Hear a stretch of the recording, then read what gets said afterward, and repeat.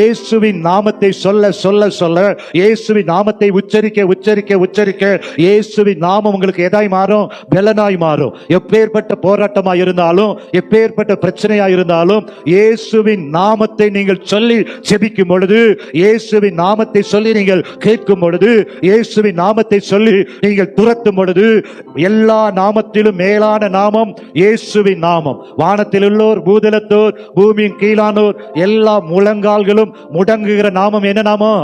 இயேசுவின் நாமம். பிதாவாகிய தேவன் எல்லா நாமத்திற்கும் மேலான நாமமாக இயேசுவின் நாமத்தை உயர்த்தி வைத்திருக்கிறபடியினால் எப்படி ஜெபிக்கணும்? பிலிப்பியர் 2ஆம் அதிகாரம் 10-11 எல்லா நாமத்திற்கும் மேலான நாமமாய் இயேசுவின் நாமத்தை நீங்க உயர்த்தினீங்களே, வானத்தில் உள்ளோர், வானத்தில் இருக்கிற அந்தகார வல்லமைகள், பூமிக்கு கீழாய் இருக்கிற எல்லா அந்தகார வல்லமைகள் எதுவாய் இருந்தாலும் இயேசுவின் நாமத்தில் ஆமென் ஆமென் என்று அது கீழ்ப்படியும். ஆமென்.